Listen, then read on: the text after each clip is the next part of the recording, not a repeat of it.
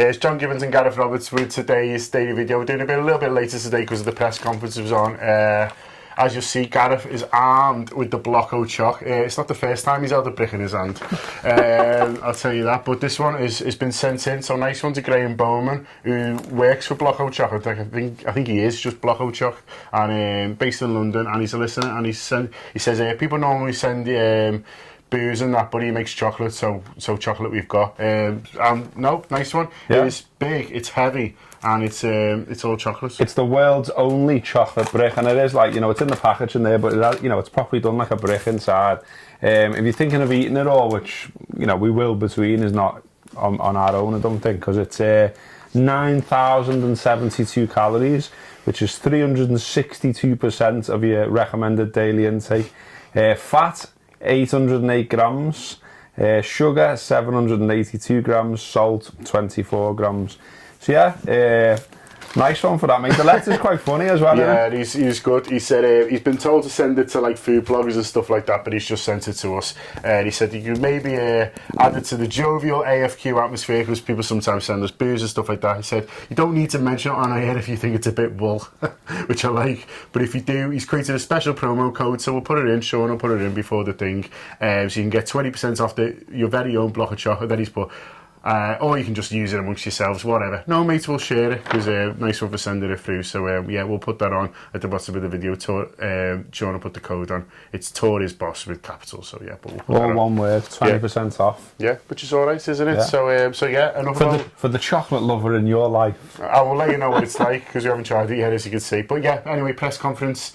He said a few things. Injuries are things that people are most interested in, aren't they? Sean back training, but he's not going to be ready. Clavin's out, not too bad, but not going to play this weekend. Ojo not ready yet either, and obviously Sacco as well.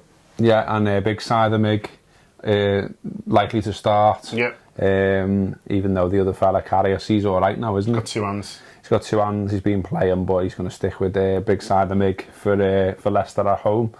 So yeah, the other interesting thing was, what's Sammy Appiah doing around? Yeah, I wondered that. Because he made a joke about it. He said he'd seen him in the canteen, and he said, I think he could probably still play, or something along those lines. Yeah. And everyone's had a bit of a laugh about it, and it's all going round on Twitter and that.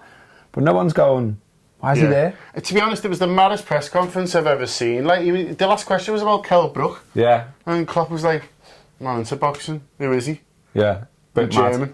The only reason I can think that's happened is when they do that thing where they might probably ask, they've decided, right, everyone in there from Sky in every press conference up and down the country, ask them about the boxing, and then if they say something good, we can clip it all together, and it's a big reason, then everyone will go and watch the pay-per-view fight. Jürgen was having absolutely none of it. Jürgen's just like, lad, boxing? Trying to manage this mad footy team. So yeah, was there anything else? It's all on there. Yeah, I put about Hippier. He keeps saying that we played well at Burnley, which I find mad.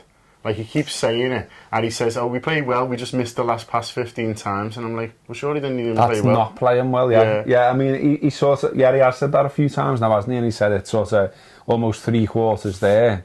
Well, it's not really, because we can see the 2 soft goals as well, so that's not great, that end. And then the other end, we never really created anything really clear-cut all game, did we? There was one going across the box that Coutinho could have maybe done better with, but yeah, not really having that one, Jürgs. Not sure about that, mate. I think for managers, sometimes if they can see the players doing the things they've been working on in the training ground and what they've been told, then they sort of think, well, I'm glad they're doing that. Whereas for us, we don't obviously know what that is. We're just seeing Coutinho skying it and players looking like they're not quite sure what they're meant to be doing in the final third. So obviously, fans and managers look at football games in different ways. I kind of understand that. I just wish you just leave it. Bad day at the office, will learn from it. Yeah, think more about... I mean, he's normally quite good with the media answers as well, isn't he? But on this one, I mean, I think as I was coming out of Burnley, like, it's my duty this year. One of them is put something on Facebook as soon as you can when you get out. And, like, I think the opening line of what I put on Facebook was, well, there's no polish in that turd. And Klopp's doing his best to do just that, I think. Just leave it, mate. Yeah, just leave it, mate. Let's Leicester and see what happens. Exactly. Beat Leicester. Everyone's a lot happier then. And let Burnley start to fade into the distance. That's what I'd like to happen.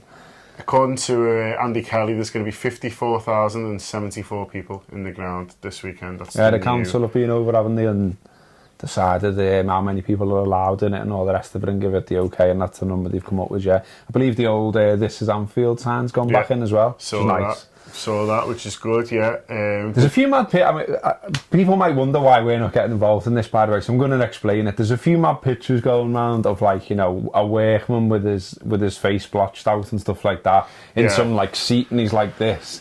And, like, you know... Mad stanchions. And then there's another one with, like, all these things in the way. I've heard various things, as we all have, that some of the views at the new Anfield, or in the new stand rather, aren't going to be the best. That was still the case. That was the case anyway, really, at the back of the Annie Road anyway. But why these pictures are uncorroborated, as in it just could be a man having a laugh with Photoshop or whatever, we're not going to get involved. I think some of them. Everyone goes on. Everyone will go on Saturday and actually be sat in their match day seat. Everyone's got a camera phone in the pocket. So if these things are true, then they're going to come out over the weekend anyway. So we're just going to hang on. And people are going to us, what do you think about this, lads? Well, I think it's a picture on the internet, and, you know, we've been stung with all that kind of thing before, so I'm not getting involved. So I'm looking for the easy life. For once, yeah. I spoke to a builder and he said they look like temporary structures to me. Some of these, you know, we've seen ones where you can clearly see it's Anfield. You see there's a picture of these big things, and he says they look like temporary structures. He says I'd be surprised if they're there on Saturday against Leicester. So all the other bits and bobs are getting into place as well, aren't they? Shankly Gates are there now. They had the sort of a ceremony to reopen the Hillsborough Memorial now as well, and the little garden that they've created around that, which is nice. So everything seems to be getting into place. Although there's another rumour is that all the players are going to be in porter cabins because the changes aren't ready again. Don't know. I reckon ours will be all right, and the Leicester one won't be finished. I'll be all right with that. That's sound, innit? That's old school. Like, give them the crap changes. Yeah, and they have to walk from Goodison. No heating and all that. The showers don't work. Yeah. Find out what hotel they're in and keep them up all night. Get the church to ring the bells. All the old school stuff. Let's do it. I was laughing. This is nothing to do with Liverpool, but you see the story yesterday where Tottenham was saying they might have an NFL game and a footy game on the same day. It's a Daniel Levy thing. You're saying, you know, we'd have to check, but, you know, it sounds good. And I'm thinking, American football team, there's about 100 of them, isn't there, with all the changes and that. It's like, how's that going to work? Trying to get them all out the dressing room so the footy lads can come in. Yeah, you know, hang on, lads. Come on, that's my seat. The show, I'm not for sure you thought it through, Daniel. Nah. Apparently they've got an artificial pitch under the grass pitch or over it, and one can, like, be taken off, and then the footy pitch is there, so they're not going to ruin it.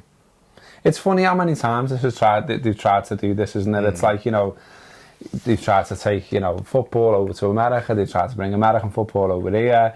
You know, and it's all the money men who's doing it, obviously, because they're like, there's loads of Americans and they'll be made up. Yeah, I don't know. We'll see how. I always think, like, you've got to, with these things, probably got to let nature take its course a little bit. I mean, what was I like about American football when we were over there? I was like, I can't get my head around it. And I had Gibbo and other people, Phil Blunder was another one, just literally sitting next to me going, well, what's happening now? And this means this. And I started to get into it in the end, but it's quite complicated, isn't it? But it was baseball this time. We were trying our best with that, and I thought I knew a bit, and then there's a couple of going, not sure. I think it's just took a walk. I like it when you just get someone who's really cynical about it, like a fella I used to work with at the Echo. And like, there was one lad who loved baseball, stayed up all night watching it and all that, used to come in work knackered. And the other lad would just go, have you been watching a load of fellas in pyjamas again, have you? And he wouldn't get involved in it, that's it. He's made his decision. You can reduce it to that. I remember I used to be into the wrestling when I was, like, in school, and I was going out with this girl, and I used to go around there, and her father-in-law just wasn't sure about it at all. He was like, why is your fella in some lads in undies?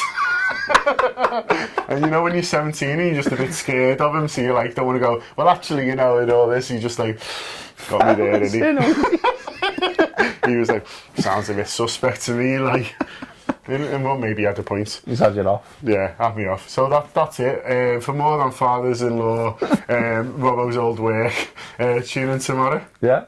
Up the Reds.